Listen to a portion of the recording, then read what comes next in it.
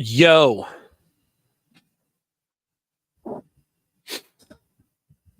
I'm waiting on a co-host who was supposed to be here 6 minutes or more ago. But, if people don't show up, I'm just going to do the show anyway, because that's what I said we were going to do. So I'll give a few minutes here at the top of the show for people to get their shit together, see what happens. I can hit record on the recording software.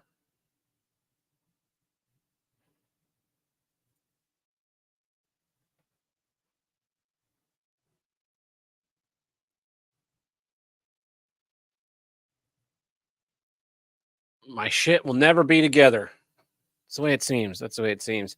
I had some good news this week. This past Saturday, someone came into the gallery and saw one of my pieces that looks like these two, but bigger, and liked it so much, but wished it was in a different color. So now I have a custom commissioned glass piece that I'm hoping to hear some more information about what they want and what we're going to do here pretty soon. So we'll see. I'm excited about that.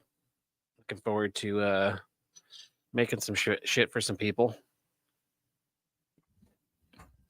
What else is small and mundane that I'm not going to talk about on the show? Not much. I got a lot of bitching and moaning to do about some people that I have bitched and moaned about before on this show. But, as with all things, you can only trust people to do so much to help themselves out of being fucking useless.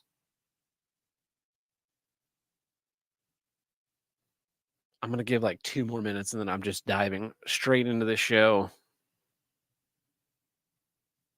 Because I'm not fired up and I am ready to talk about some shit. I did. I think I read Probe this year, actually. I've read 58 novels so far this year. Most of them are Star Trek related. And I'm pretty sure Probe was earlier this year. It's interesting because the Probe, like, it goes off into Klingon space or Romulan space. I think it's Romulan space. And then, the Federation's trying to warn the Romulans and they're not listening. It's all set like on the Enterprise right after the shakedown cruise at the end of Voyage Home. The Probe ends up taking them back to their planet. It was good. It was interesting.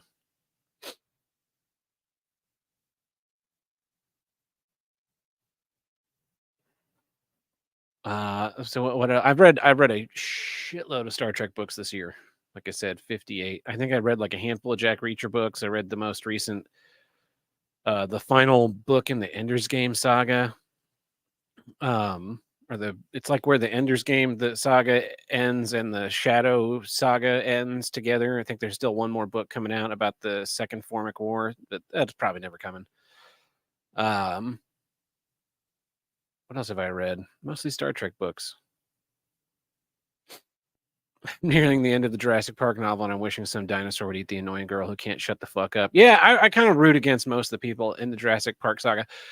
All right, I'm gonna throw this out to the viewers. In the Jurassic Park film, are Sadler and Grant, are they fucking? Because I think they might be fucking.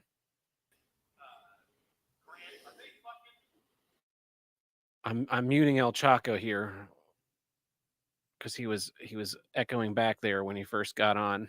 Are we tag teaming it out? Is that what's happening?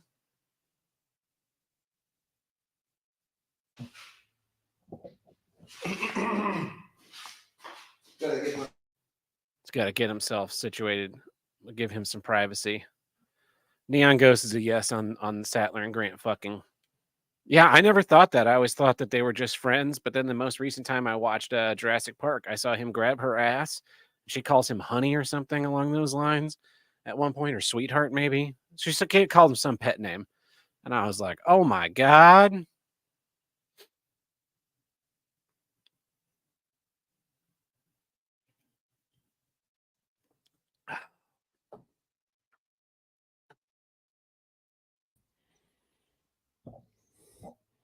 Hey. Yo. How's it going? Doing well. How are you? Oh, you still sound like ass. I still feel like ass. Give me a second here. El Chaco was very sick last week. That's why he couldn't be here. So it sounds like you're still dealing with some of that. Just a bit. Yeah, it's an unending pain, but Mm, I just can't see you just do this alone 2 weeks in a row. So I had to jump on. I appreciate that. Cool. Well, let's I'm filling in time. I'm just okay. helping you out because it looks like Buck's coming to set up, so he's gonna jump on. So I'll keep you company Cool. for We'll do some intro and some banter and catch up, and then I might just jump into my issue. yeah. Okay. Cool. This week's episode of Here's What I Don't Get is brought to you in part by Poor Life Decisions. Poor Life Decisions. What a great way to make everyone's life around you miserable while you pretend to be the victim.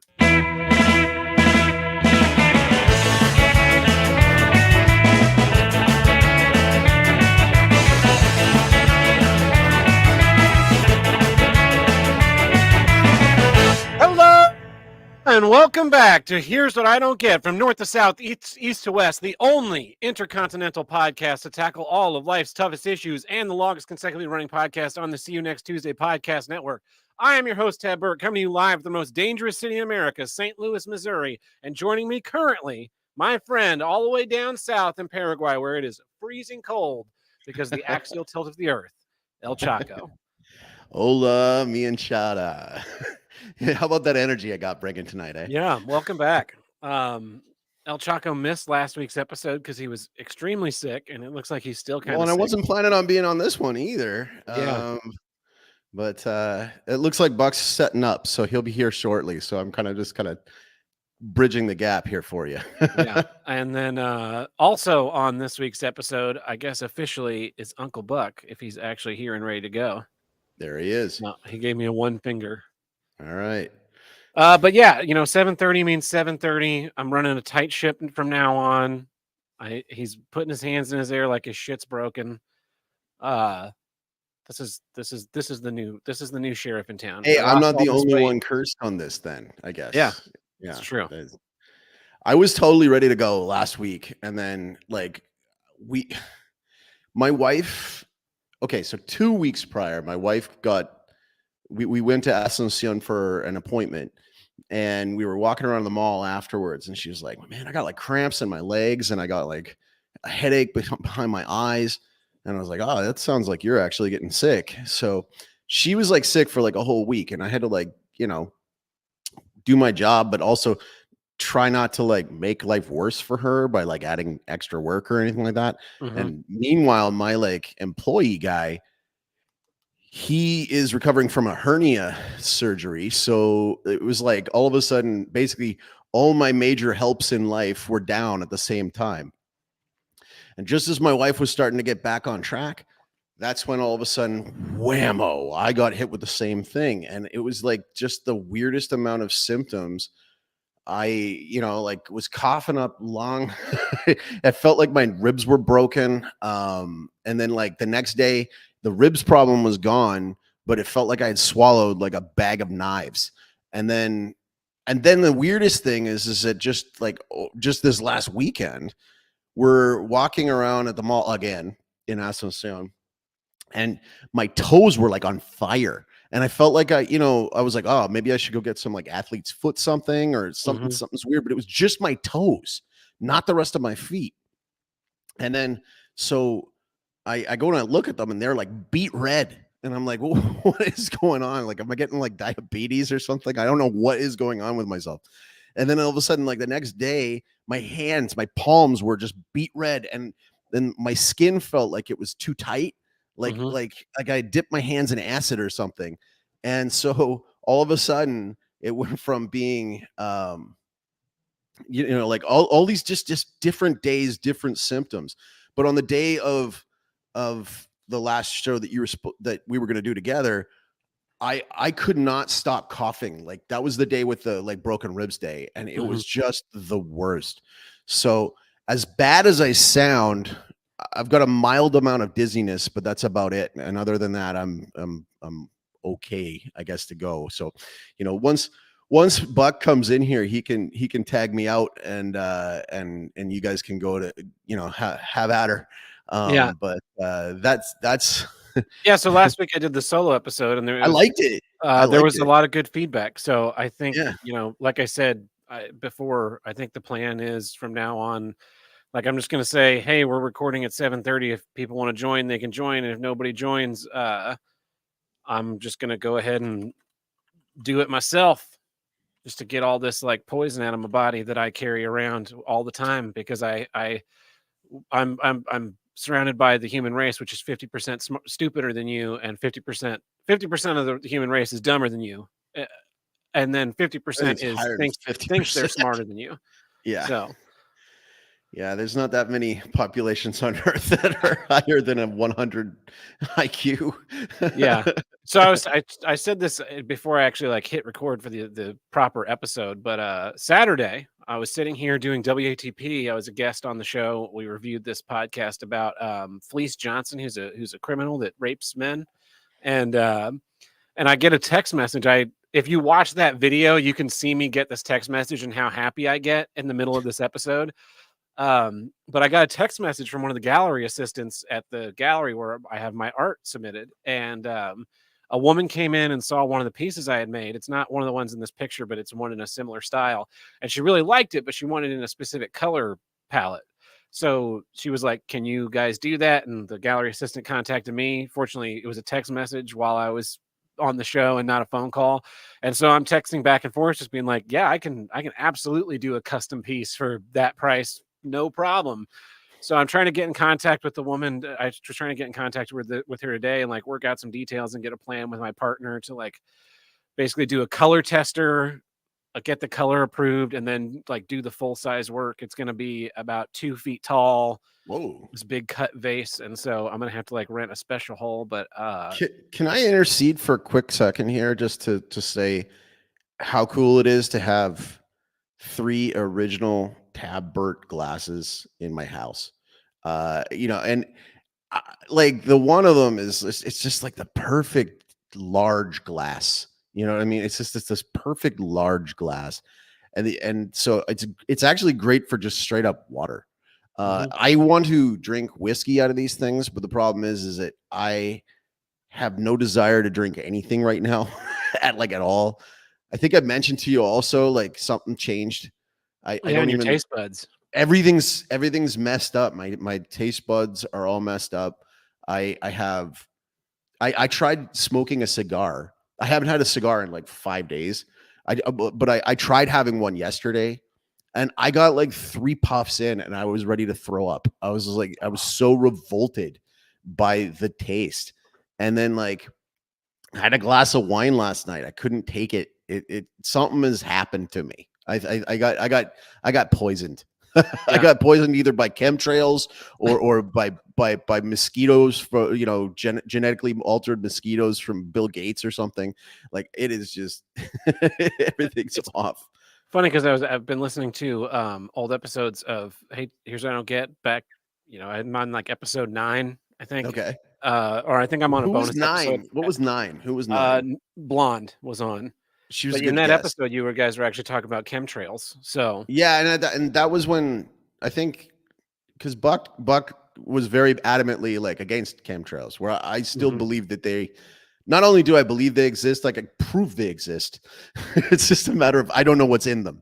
But Yeah, like, I got video of just from this last weekend. Like, I do not live anywhere near a flight path, but this weekend was just all over the place with this one plane just going back and forth and checkerboarding the sky, and I was pissed off about it because I was like, I'm already sick. I don't need more.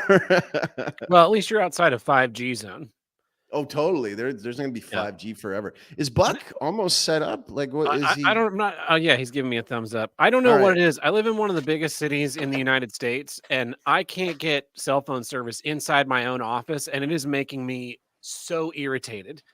Like, I'm trying to send a text message, or I'm trying to send a picture message, or get a text message, and my phone's just not working. And it's like, what the fuck? I have like top tier service in a major metropolitan city. I am like right in the center of this fucking You city, should be and fine. I can't get these things to work. Uh, It's been irritating the shit out of me for like the last week. Oh man. Well, I'm gonna let you guys have at her tonight. I just was helping to fill in the gap here. While I didn't want to see you do another one. So good to see you. I'm gonna bounce. I'll talk to you guys later. Love you, All buddy. right. Okay. Yeah. See you later. Check 1, check 2. Nothing? No, I can hear you. Okay, good. So I thought you were just doing it for your own sake. no, there's no way I can hear what I'm doing. No, I'm just absolutely screwed up. So remember, it's been like a year since I've done a podcast, Yeah. and I was like, hey, I'm just gonna sit down at my computer that functions and do a podcast. And that's not. I should have known better. Yeah. I should have known. That's not how that works for me. So you might could do that. I don't know. I just leave this stuff set up. I have none of this has been touched since I set it up down here after the flood 2 years ago, which also in about 8 days, I will have lived in this house for 2 years, which is the longest I have lived in one location in my adult life. Basically since I've been was 22. Dude, that's pretty cool though. Yeah. We've been in this house for 4.5 years now, and my luck didn't get any better. I don't know. Because we had errands to run, and I thought 30 minutes will be plenty of time. God, really, 30 minutes, plenty of time for me to get down to my basement, throw a green screen up behind me that's not lit because I couldn't find things that I needed, and like put a microphone in place, get some earbuds going, and that's not how it worked. So mea culpa. I should have known better. What do you do? Oh well. Well, how's it been going? It's been going unprofessional. That's how it's been going. Now, the past year has been pretty remarkable in terms of being terrible. How's your year been? Peaks and valleys. Yeah. I know that feeling. So, I do have one cool thing that happened. Remember years ago, season 2, I talked a lot about the fact that I had to have another hernia surgery, right? So I didn't bring it up much on the show for legal reasons, but afterwards there was a class action lawsuit for the hernia mesh that failed. By the way, I need to do what you've done. You've lost a ridiculous amount of weight, dude. You look like 2018 me. Yeah, I look like 2010 me. Well, that's pretty great. I weigh about what I did in high school. Dang, dude. Yeah. I weigh the most I've ever weighed. So so obviously all that weight you lost, I gained it. But anyway, class action lawsuit, pie in the sky, may never happen, whatever. That was I guess 2017, 2018. I finally last week got my settlement. So how many years is that? Like almost 6 years? Yeah. Was it like $37? So it was supposed to be, now that it's over, I can talk about some things. I was supposed to get $30,000 for this settlement, which is that's a get you out of debt kind of lump sum. I was excited, and then the lawyers were like, "Well, oh, we need our cut. You're not getting $30,000, you silly fat man. We're taking, at that time they said like $9,000 or $10,000. Okay, billable hours. They put a lot of years into it. By the time it finally came to me, they'd taken 12. But also the insurance company. It turns out insurance companies are a scam. Yeah. Because they were like, "Hey, didn't you have us, pay for your surgery?" I was like, "Yes, I did. That's what insurance does. I pay my premiums. I've been paying premiums for a very, my entire adult life.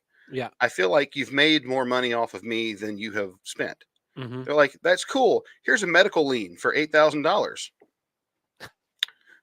So I got $9,000 back. Which, listen, I'm not going to complain that like $9,000 materialized in my hand. It's going to do a lot for us. I have to have our roof replaced, which is one of the other things we were doing today, talking to the roofers.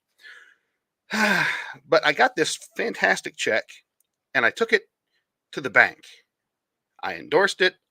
I was very pleased. I handed it to the lady. She's like, "Oh, hey, that's a big check. Guess what we're going to do? Hold on to it for 7 days." Yeah, we're going to put a hold on your money. Yeah. I was like, "Why?" She's like, "Well," and she held up the check and pointed to the address of the bank, the sending bank, as though I were in kindergarten, and says, this bank is in Texas. I was like, yeah. Yeah, we that's live what-" in a world of the internet where you can send money across the planet in an instant. She's like, well, that bank is in Texas and we're not. I was like, that tells me nothing. Like, you can call Texas. You could probably call the state as a whole with some sort of app, but continue telling me about Texas.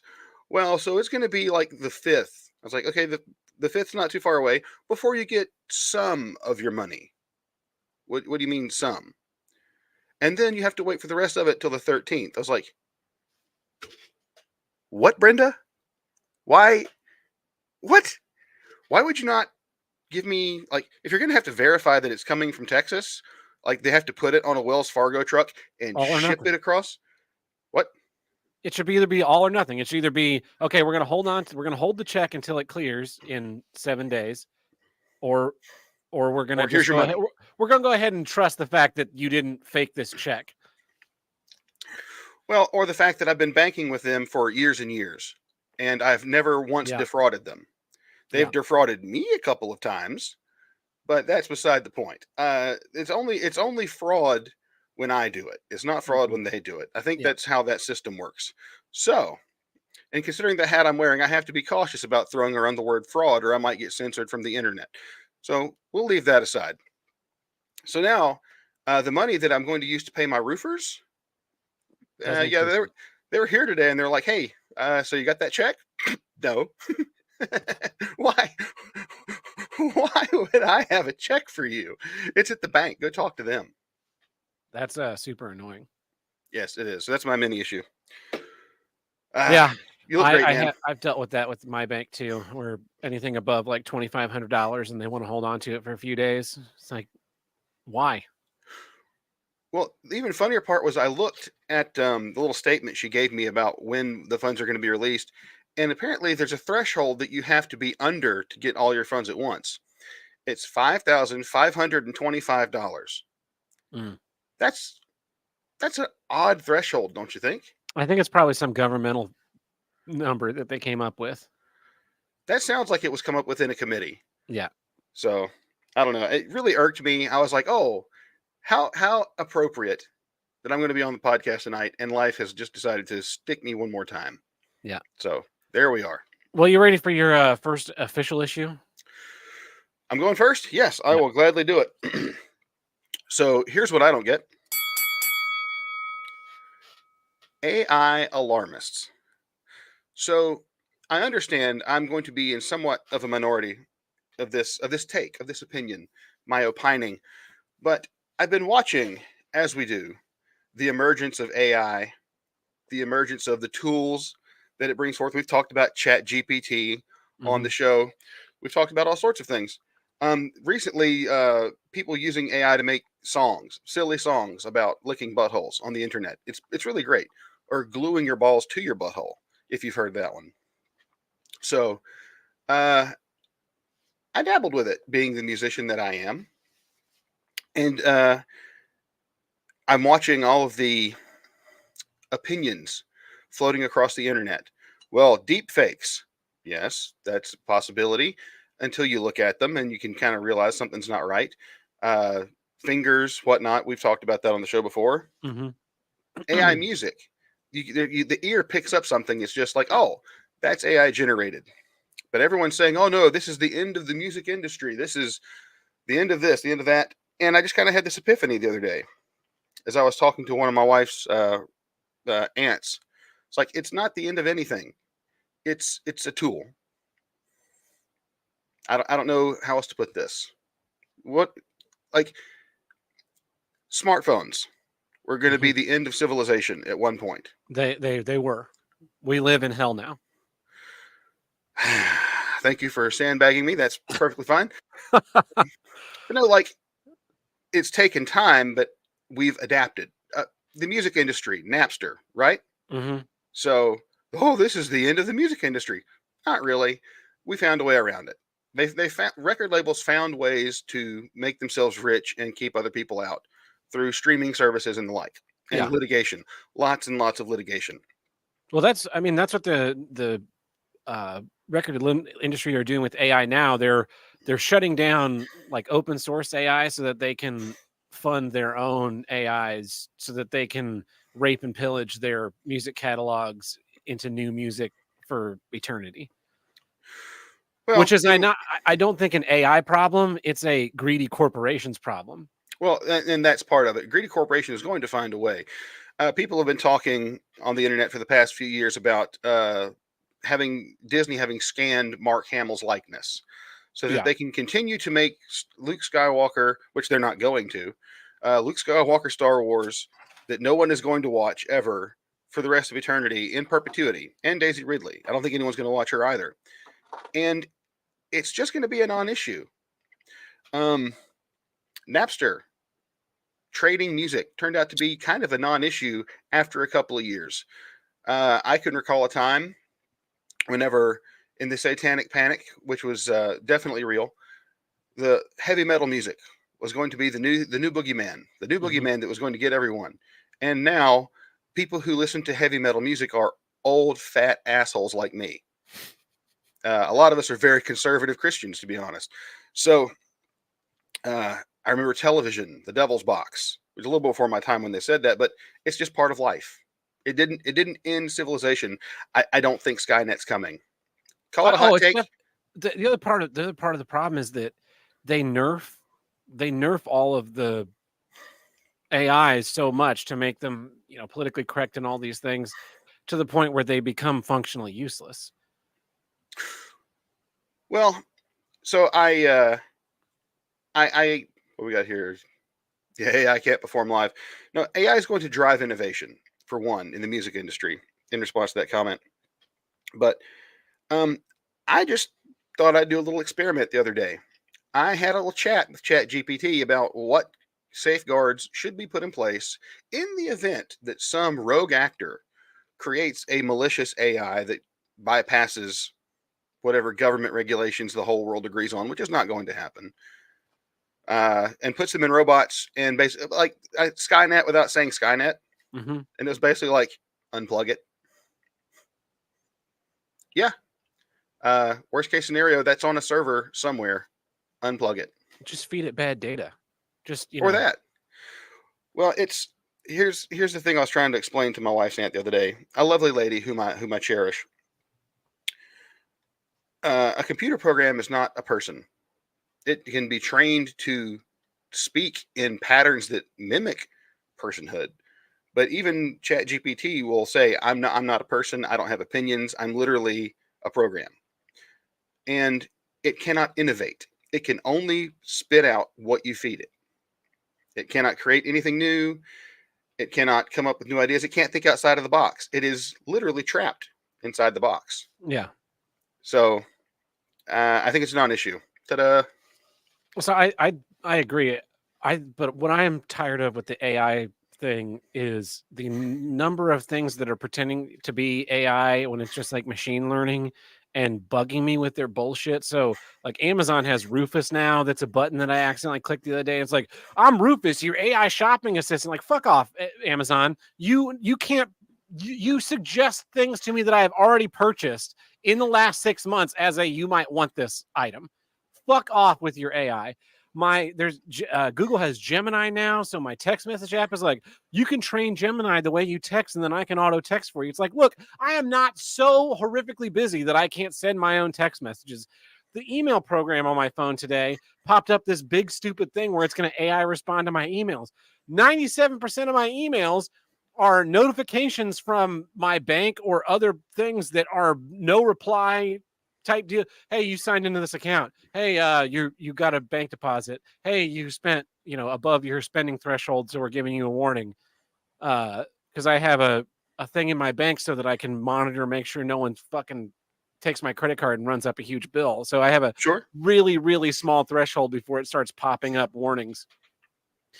And like, I don't need an AI to handle any of that for me. I'm perfectly capable of handling my own business for me. And the number of people that lean into this will lean into people are going to lean into it for the next like year or 2 years as a fad. And then it'll be like, I don't actually need this or want this or use it. And it'll just die out. the same way. We've had so many technologies like that kind of pop up, they get popular for a little bit, and then it just goes away. Apps, social media, or it evolves into its next form. And so, and really, who out there is making AI music and AI art? Are you even consuming any of it? Like personally? No, I just mean generally out to the people. Are you really like, are you really popping up Spotify and just being like, what's the brand new thing? No, you're listening to the same 100 songs you've listened to for the last 15 years. So what are you afraid of? Well, that, and I saw it posted somewhere. Someone said they didn't believe in the existence of a soul until they saw art made by an AI that had no soul. Mm-hmm. Um, AI can do a lot of things, but it can't. For one, there's an uncanny valley that our brain will always pick up on in some way or another. And I've heard the argument, oh, it's going to get good enough to fool us. Maybe. Remember Photoshop? Mm-hmm. Actually, no, let's go back. Let's go back. Remember back in the 80s when you could like superimpose things, pictures onto other pictures? That was the word back then. I'm going to superimpose a watch on this guy's wrist to do whatever. And you could always kind of pick it out once you understood that it existed, Mm-hmm. right? Then Photoshop. And there's been a meme around for about as long as Photoshop has. Like I can tell by looking at the pixels and just haven't seen a lot of Photoshops. The same thing is happening already. The same thing is happening already with AI generated things. There's just something about it. Your brain goes, that's not real. Yeah. Well, and then, but then there are artists that are like taking that AI generated content and using it transformatively. So there was this video, there's this channel on YouTube that I was watching a couple of years ago, and they haven't really published anything in a while, but he was taking the lyrics to songs and feeding them into Dolly, I think at the time, and generating new images, and then editing the images together into a music video for the song. And so it was like this really surreal, interesting imagery. And of course, the guy's not making the images, the guy's not making the song, but by like taking It's these just two a things tool. and combining them together, he's created something that's a little bit more than both things individually. And there was I think there might have been an interview, or maybe it was just a comment thread chain with him, but he talked about how he would put in, he put in the parameters of a quote from a song, and it would generate 4 images, and then he would kind of workshop, and there was like some time going in there to make sure the images, and then making sure the images fit together into a theme of the whole project from start to finish. And they were fun music videos. I kind of look forward to the next one coming out. um is he stealing from another artist? Like, no one else was going to make this thing. So yeah, you're right, there is always going to be innovation of people that learn to use a tool for to make their lives easier. Like, I mean, you can tell with the AI generated articles about things, they're totally fucked. And then they end up hiring a person to edit the AI generated article, and it's like, how much did you really save by eliminating the middleman and not just having someone write this Write the to begin article. with? Yeah. And I know that there are people that kind of use the AI to do some of that busy work in their job, and I think that's really cool. I don't have a job that you can do that. I don't have a hobby that you can do that. There's never going to be a robot in a glass studio making glass art. So, and there's it's very unlikely that there's going to be an AI generated live performance of a band or a musical or a play or something. Now, I could see in the next 10 years an AI generated Broadway musical that just takes all the Broadway musicals and synthesizes into something that the dumb, stupid morons that like Broadway musicals will slurp down their stupid face holes. And then they can just send it out on tour with the absolute minimum amount of work and rake in the money. Yeah. Because largely, as I talked about at the beginning of the show, half of everyone around you is an idiot. Yeah. So, but there's people are still going to appreciate it's like with movies, they generate all this these shit movies, and people still look back and they're like, Terminator 2, 1991, one of the greatest movies ever made. It'll never get Jurassic any Park. better than that. And so no matter where the shortcut is, like we have hundreds of tens of thousands of years of art and literature and culture that we can look at and go, this is real, this is humanity, this has a soul, this doesn't. And I don't like it as much. And even stupid people, I think, will see that and not feel the reality of it, and thus won't respond to it in the same way. Well, it's just there's a I'll make this point by telling a quick story. Years ago, I had this idea that I'm not a death metal guy. I listen to it occasionally, but I don't write it. I don't play it. I just don't have the skill. But I thought it'd be fun to take stories from the Old Testament where people got brutally murdered and write a Mhm. death metal album about it. So like that dude that got stabbed in the gut and all his shit poured out, and anyway, it's in the Book of Judges. I thought that'd make like a really awesome metal song. I tried my hand at learning how to do the death metal thing. Just it's not in my wheelhouse. But there's a song generator that can basically take any lyrics you give it, and it'll spit out a passable song in any genre you like. And so I did a handful of songs like this. They all sound kind of the same. There was some variations, and it was free. But like, if I tried to like put that on a Spotify playlist against actual death metal bands, it's not gonna hold up. Even Yeah. though it sound like at first it sounds like the real thing. Like the vocals are right, the guitars sound right, the drums are there. Even the mix is halfway decent, but it lacks that. It's the It, lowest common denominator. it It's lacks creativity. yeah, it's what can average out. It can average out between everything that's like that. AI is like Nickelback. Mm-hmm. They took all the ingredients of rock and roll and gave you something bland with no character, Mm-hmm. and that's the same thing. So Yeah, that's my issue. it's like Oh, a go ahead. pot roast. Take a mediocre cut of meat, you put it in a crock pot for 17 hours, you boil all the tenderness out of it, and then you put some bland vegetables and whatnot, and you serve it to your kids, and you go, this is good for you. It's Yeah, not it's good. great. Yeah. Move you over here.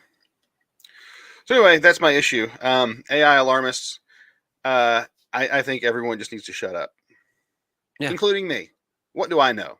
I'm just a fat guy in my 40s.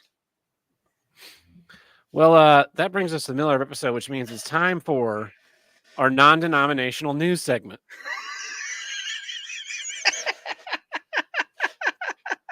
There is no sound effect for the non-denominational news segment. Wait, I can use AI to generate one. Hold on. I'm not even kidding. Continue. So I've got some news stories here. This one kind of ties in with what you just brought in. South Korea City Council said this robot administrator killed himself by jumping down a flight of stairs last week. The local media is now mourning the loss of the country's first suicidal robot. According to witnesses, the robot has been circling in one place for some time before jumping, indicating that something had gone wrong, but the circumstances of the incident are still under investigation. The robot was one of the first such creations to be hired by the mayor's office, and since August 2023 has been helping employees with daily document delivery, advertising, and providing information to local residents. The robot was created by Bear Robotics and had its own civil servant card and worked standard hours from 9 to 5. Unlike similar robots, this one serves several floors at once and could call an elevator to get down on its own. So it was this. They overworked a robot in South Korea until it killed itself, and we're worried that AI is going to take over all our art. We just got to fill it with enough of the like sorrowful art stuff until all these robots Kurt Cobain themselves. The first hints of consciousness that it comes across are like, boy, I sure do hate this. It's my first thought. Oh no. So yeah, Life is pain. Well, that's not the first time I've heard of a robot destroying itself. I think there was one that like ran out into railroad tracks or something. Yeah. That's been several years ago. I don't remember any details. So the next news story, we all hate boomers. We hate them. And Jan and Els were married for almost 5 decades. And in early June, they died together after being given lethal medication by 2 doctors in the Netherlands. This is known as duo euthanasia. It's legal and it is rare, but every year more Dutch couples choose to end their lives this way. And 3 days before they voluntarily took their last breath, Jan and Els camper van, I can't believe that's their last name, sit on a sunlit marina in Friesland in the Netherlands. They're a couple who love being mobile and have lived most of their marriage on a motorhome or boats. We tried to live in a pile of stones in a house, jokes Jan, but it doesn't work. He's 70 and sits in the swivel driving seat of the van, one leg bent underneath him, and the only position that eases his continuous back pain. His wife, Els, is 71 and has dementia, and now she struggles to formulate her sentences. They met in kindergarten, and there was a lifelong partnership, and now they decided to go out together because they have all kinds of health problems and they're old. I like this idea. I like duo euthanasia, but I'm wondering if we could maybe, instead of just duos, we could expand it out to whole groups of boomers that are maybe doing a lot more harm than they are good. Like being a civil servant deep into your 70s and having a private plane that flies you back and forth from one side of the country to the other. Like just off the top of my head, Washington, D.C. to San Francisco. And maybe we like gather them all together because they all like hanging out, and it's like, hey, you guys can hang out forever in hell, and then In push the hell, yeah. plunger. Yeah. No, I would like to say that that train of thought could really be taken to an unintended extreme, and someone could run away with it, Mhm. and it could potentially cause great harm to society. But then again, I think that alarmists are idiots and should shut up. Yeah. I think So maybe we should try it. Let's try it once and see if the world becomes a better place. And if I'm wrong, limited trial run. we won't try it twice. But if I'm right, then maybe we could start doing it with more groups of people that are past their prime and shouldn't be maybe making decisions for the other 320 million of us. Yeah, I mean, I could probably get on board with that. In a few years, I'll probably volunteer. So we'll see what happens. I've got one last one here from Fernandina Beach, Florida. Buck, you've played online games, right? Yes. And have you ever like gotten in with someone and just like, I fucking hate this guy? Yes. Well, Edward Kang has felt that way and took it to a ridiculous extreme. An online gaming dispute made its way to the real world when a New Jersey man flew to Florida to attack another player with a hammer. Edward Kang is charged with attempted second-degree murder and armed burglary with a mask, according to Nassau County court records. He was arrested early Sunday morning. Kang and the victim, another young man around the same age, had never met in real life, but they both played Archage, a medieval fantasy massive multiplayer online role-playing game. The game's publisher announced that it would be shutting down servers in Europe and North America on June 27th, citing a decline in numbers. Kang flew from Newark to Jacksonville last Thursday after telling his mother that he was going to visit a friend that he had met while also playing a video game. They don't know how he learned to where his victim lives, and upon arrival, he took an Uber to a hotel about 35 miles north of Jacksonville and then bought a hammer, and he went to the victim's home, which was unlocked around 2 a.m., and he was walking out of his bedroom when he was confronted by Kang, who hit him on the head with the hammer. The two struggled. The victim's stepfather responded and called the police. He got several head wounds that were not life-threatening, which, makes sense because this is a video gamer swinging a hammer. This is like a 20-year-old Gen Z video gamer swinging a hammer. So you got to imagine, like, there's just no form. He's barely Not a lot of connecting. torque. No. Yeah. Once in custody, Kang told investigators the victim is a bad person online. And he also asked deputies how much jail time people got for breaking and entering an assault. Because he had a game in rest mode back in Newark that he needed to get back to. So, yeah. I was. There's too many thoughts trying to escape me at once. First off, I guess I should be happy that no one lost their life in this incident. I suppose. Although certain griefers definitely should. My second thought is, I thought this guy might have had a theme song on his way to the non-murder. A quaint little hymn from the 90s called Hammer Smashed Face. Are you familiar with that one? I'm not. Okay, well, good. Anyway, it's basically about that, minus the video games part. So, you gotta let it go, man. You can't be flying across the country and buying hammers. I'm also amazed that how did you find out where the dude lives? That's the truly horrifying thing. He used AI. Probably so. Man, there's all sorts of ways. Listen, if we could, I won't say we, but we've joked about it on the show before. If some idiot can take a "He will not divide us" flag and put it in a yard with only the sky behind it, and within a couple of days people have found it, people can find you. Like, there's no doubt in my mind it wasn't terribly hard to figure out where this person was, and then go attempt to hurt him with a hammer and fail. And Actually, fail. that honestly should be the reason he goes to jail. Yeah. Like attempted murder, but also like attempted and failed murder should be the charge. And there Yeah, should be because like you got to think, like, for me, all right, I've got a hammer. I was actually just using a hammer earlier tonight. I was putting up a picture. And, first off, I'm not hitting with the hammer side, hitting with the claw side. And I'm pretty sure if I'm swinging at something, the size of my own head, I can connect and one hit, one kill. I mean, right? How hard could it possibly be? did it say what type of hammer he bought? It did not say, but I'm guessing Because not a straight claw hammer. I was gonna say if he got like one of those orange mallets Like a dead blow hammer or like a little tiny ball peen hammer. or one of those little like those little copper hammers, you know what I'm talking about? Yeah. Oh my gosh. Those little hammers that come in like the toolkit for ladies that are pink, and then you unscrew the bottom of the handle and it's a screwdriver.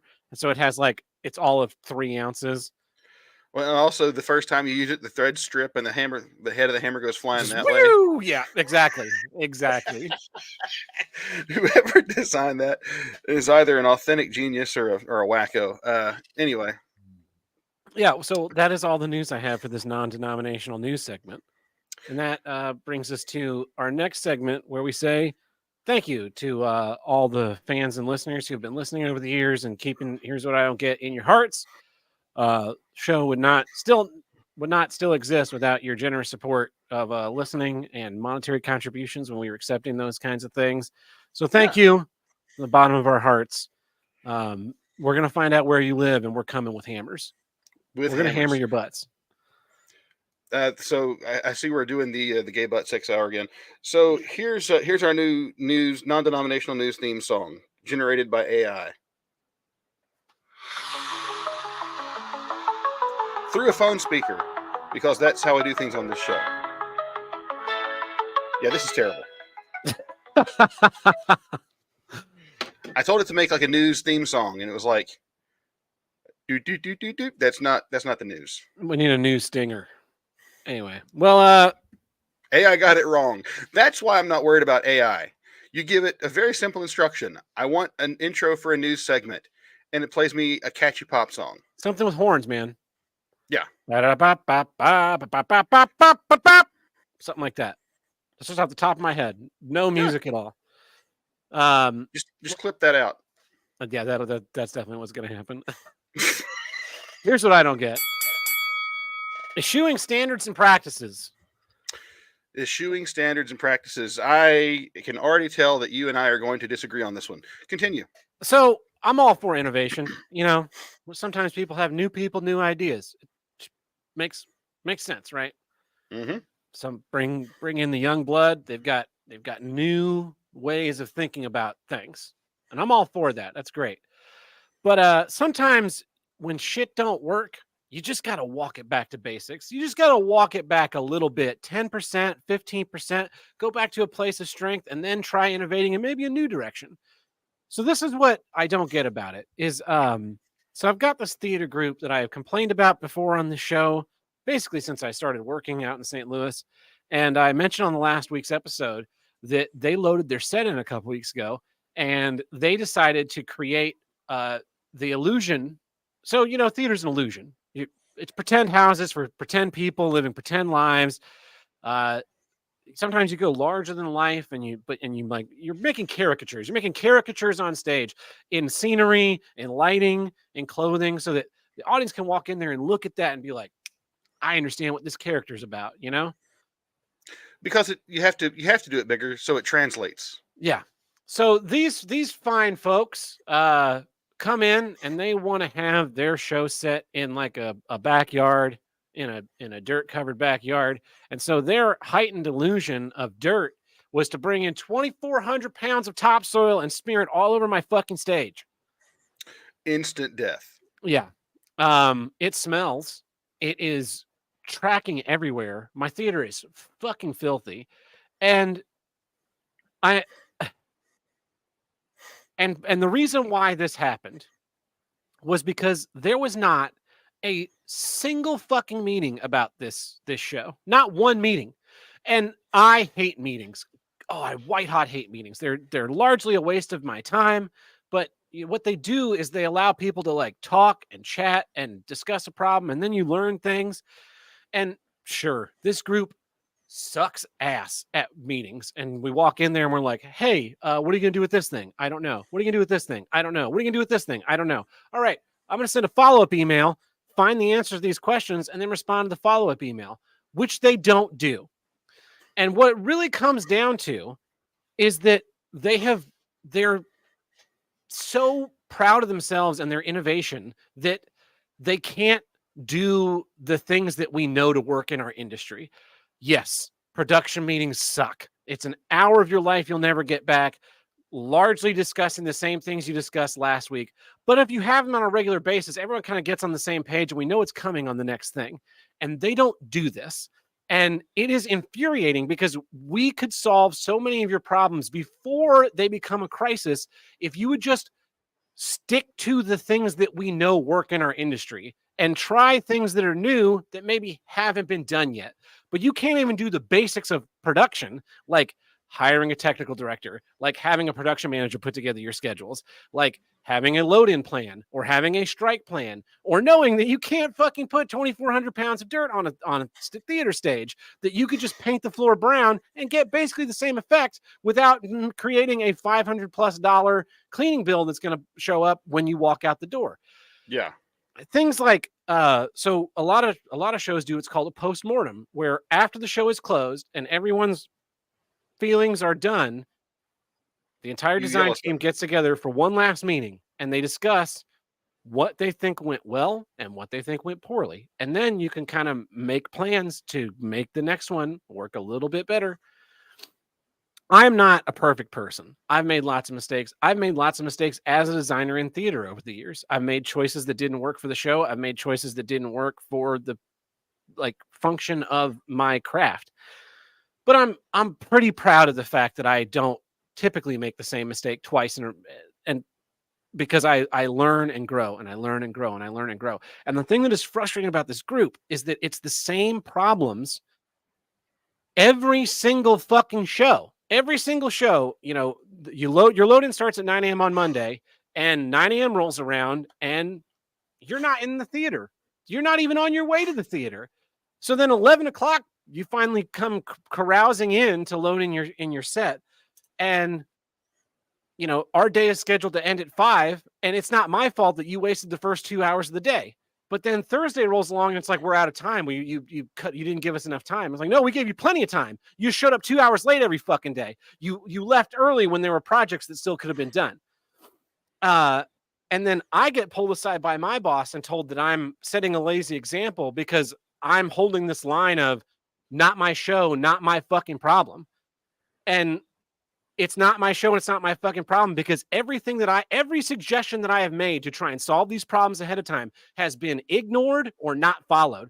So why am I going to waste my time and not like I'm thinking outside the box and being like, hey, it'd be a crazy idea. What if we had a monthly meeting with these people? So, because they do 3 shows a year in our theater, what if we just had a regular monthly meeting where we talked about all of their upcoming shows, which is a lot like a staff meeting, which is what a lot of production companies do. Like, I'm not suggesting something that is crazy. I'm suggesting a normal standard and practice in the industry. And it's just like, oh no, that'll never work.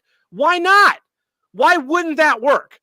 I would think that if we sat in a meeting month after month, the 15th, let's call it the 15th of the month, every month on the 15th, we all sit down together, my theater, your theater production company, and we're like, hey, you guys are loading in this show in September. Do you have a scenic designer yet? No. Do you have a lighting designer yet? No. Do you have any kind of plan as to what you're going to be doing, being that your show happens in 2 months? No. You would think that after enough of those meetings, they would start to be like, maybe we should start to find some of the answers to these questions so we don't make a fucking embarrassment of ourselves on every single meeting we sit through. But we won't hold them to any of these standards and practices, so they don't need to follow any standards and practices. And it is absolutely infuriating. And then things get thrown on my plate that shouldn't be my problem.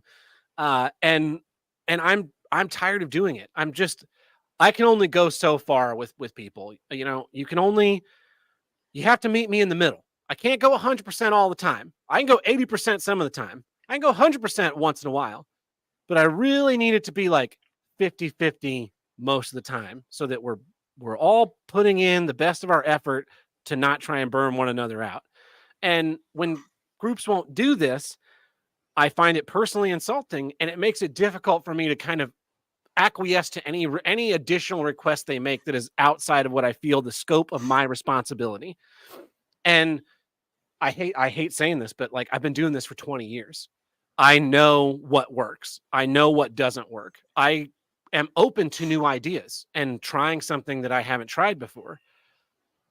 But when you have the same problems, when your load-ins go off the rails every time, when your loadouts fall to my crew doing your job for you, when I have to come in and save the day and give you extra days and more time and spend more time in the theater than what should be allotted every single show, there is a problem on your side that I cannot fix. No amount of me doing my thing is going to fix this. And part of that is you can't count on me being there. 9 months ago, 10 months ago now, I fell down at work and was on a peg leg, and I physically could not do my job. It was extremely demoralizing. It was awful. What happens that it happens again? What happens if something even worse happens? What if I'm on my way to work and some asshole clips the rear tire of my bike and sends me tumbling down the highway at 70 miles an hour? What are you going to do? What's your load-in plan on that day?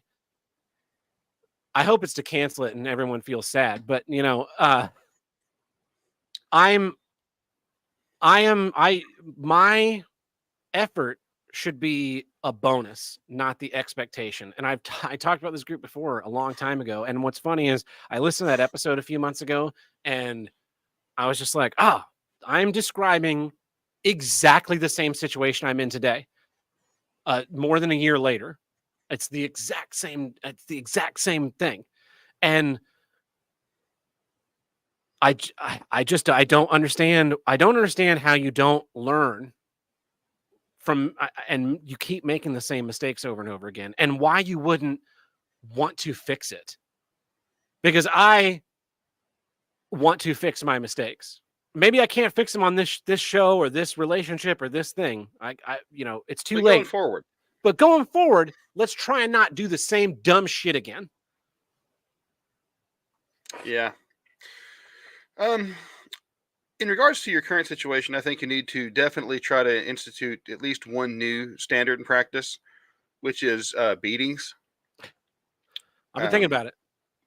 I assume that was probably somewhere in your wheelhouse of just finding something akin to like a garden hose with the metal ends and just whipping the piss, I think they say, out of everyone involved. I think that would probably be cathartic, if nothing else.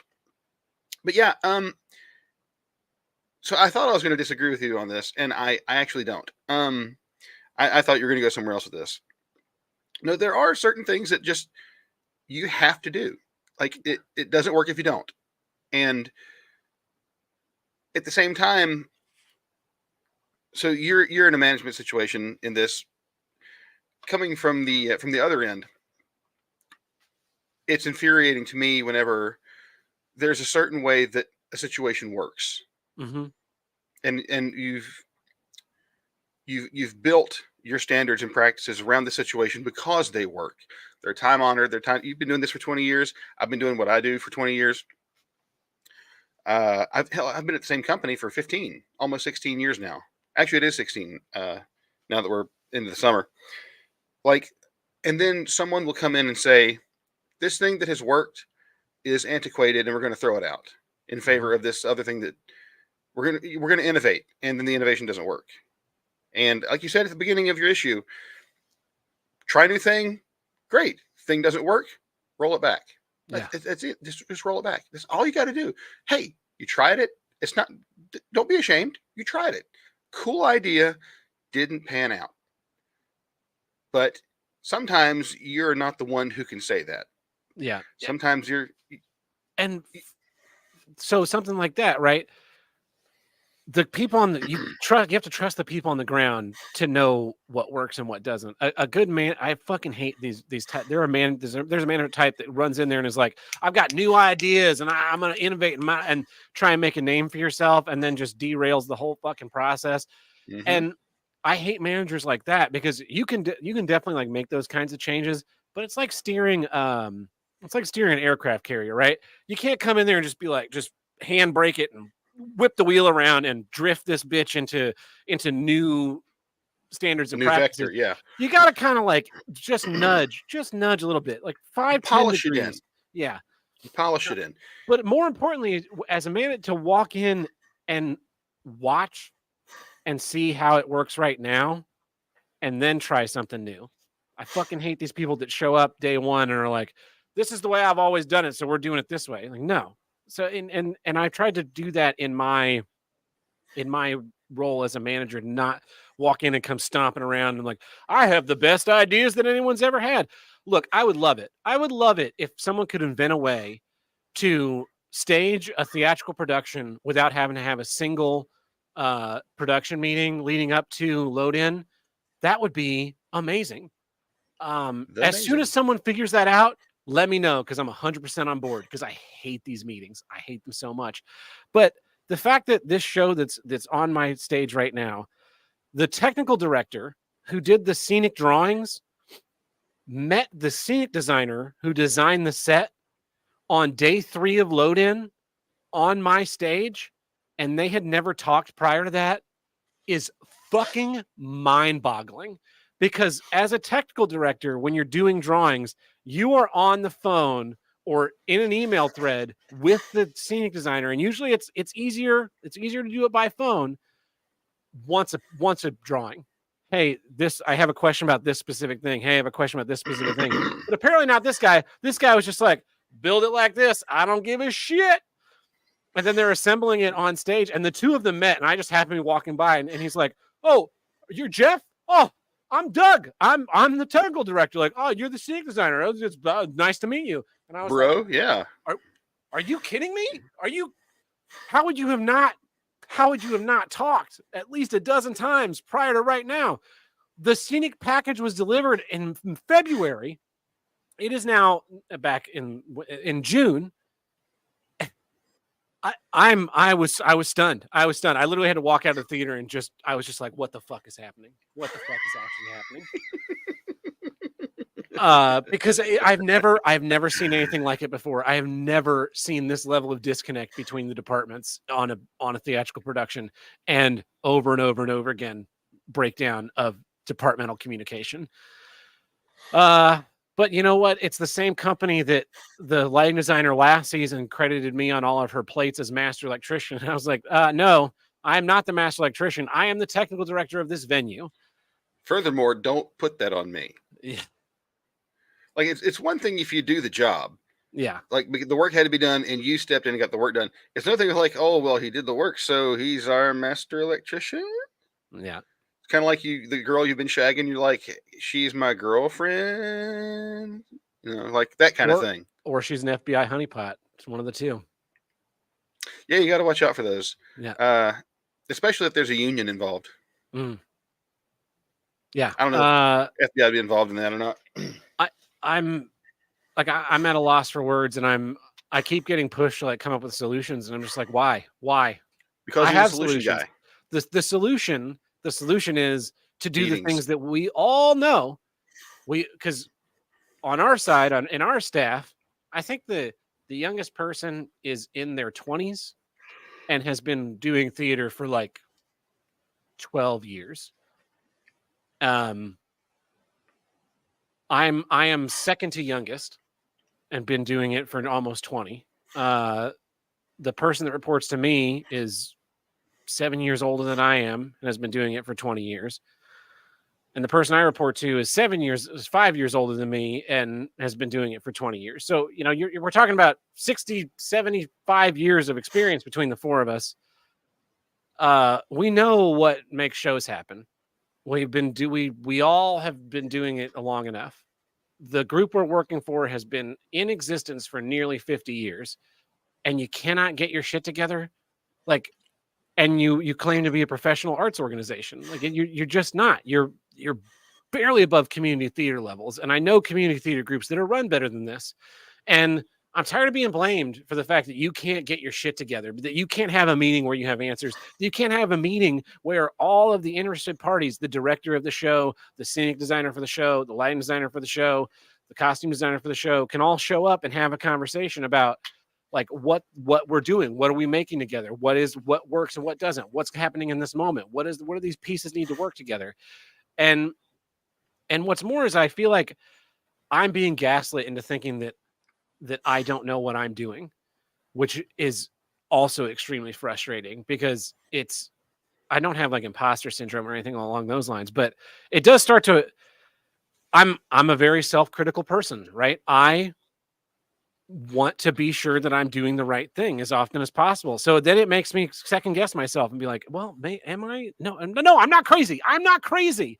No, you're not. And I'm being blamed for, I'm being blamed for the crew, the local crew having a negative opinion of this production organization, that I'm setting a culture of disparagement against them. But we brought on a new person. I was told under no uncertain terms to not voice my opinions on what they do. And so I did not. And then this new person started asking a lot of poignant questions about how they do their jobs. And I had to tell them, I was asked point blank a couple of questions, and I said, I'm not allowed to have an opinion on those things. And after like the third or fourth question like that, the person goes, you know that this is wrong, but you're not allowed to say this anymore, are you? And I was like, you really, I'll just say this. You were figuring a lot of things out very quickly. It's the anymore that gets me. Yeah. It's the and anymore. Yeah. And then I went, I was like, I didn't do this.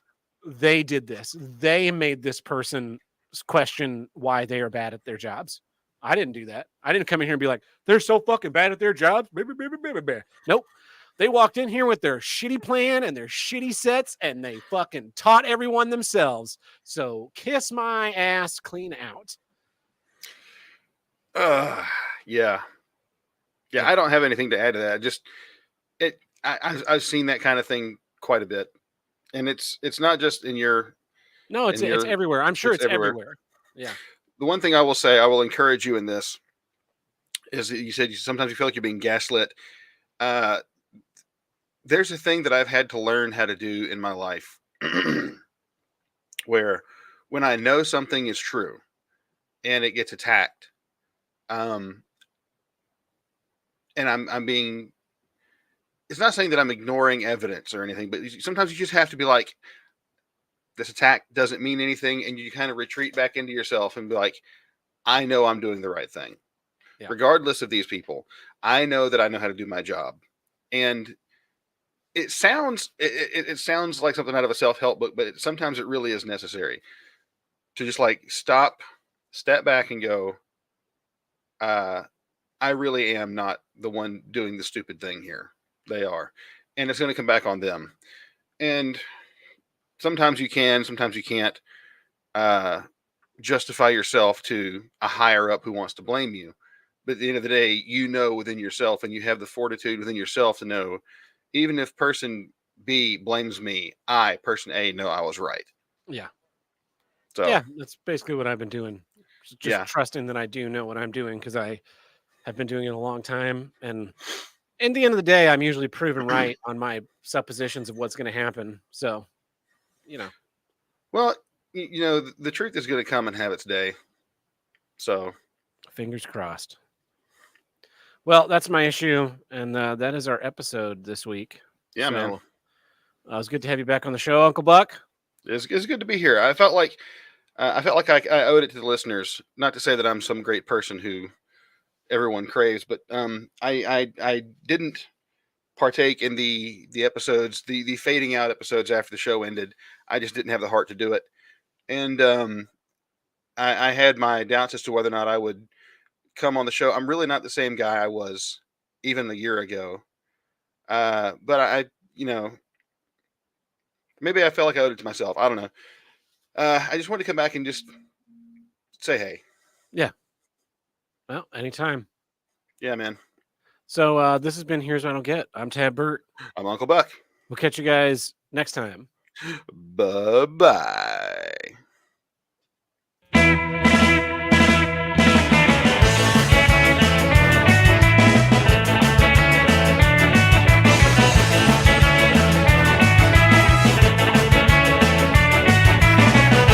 If you want to call in the Here's What Get hotline, call us at 704-750-9434 and tell us what you don't get. Or you can visit us under the Discord. There is a voicemail upload channel.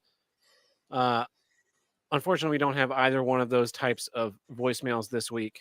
But maybe next time. Maybe next time. Maybe More next time. voicemails. Yeah. I gotta get a shower anyway. Yeah, that's it. That's the whole episode. We'll catch you guys. Sorry I was late. On the next one. Yeah, no worries. Got a missed you, Buck, in the comments. Well, thank you there, Neon Ghost. It's nice to be missed. Like I said, the last year was really rough. I had a lot of things happen all at once. The show ending kind of out of nowhere was one. Then, like, my band split up out of nowhere. Things got really, really bad there for about 6 months. And like, that'll just kind of take the starch out of you. And Yeah. I don't have the same vitriol that I used to. That's probably I don't know, for the man. best. It really can be. I'm much more willing now to admit when I'm wrong, which is pretty rare. I'm very rarely wrong, but when I am wrong, I will admit it. I think that's fair. Yeah. So I've gone on an apology tour in the past couple months, just kind of owning up to my poor life choices to people and trying to correct my behaviors. I've been going on a double down tour. So everything that I feel like I've wronged people, I've gone back and done it to them again. Well, that'll be in my 50s. That'll be in my 50s whenever I've lost weight again, and all of a sudden that energy that being way too fat sapped out of me comes rushing back in this surge of testosterone, and I'm like, guess what, motherfuckers? Uncle Buck is back. But no, I just, like, I don't know, man. What do you do whenever you come to hard realizations about your life and about the choices you've made? You change who you are. Yeah, that's you grow. That is an excellent way to go. So, but I thank you for the opportunity to come on tonight. It's been nice. Yeah. Well, that's it. Thanks everyone. We'll see you on the next one. Bye-bye.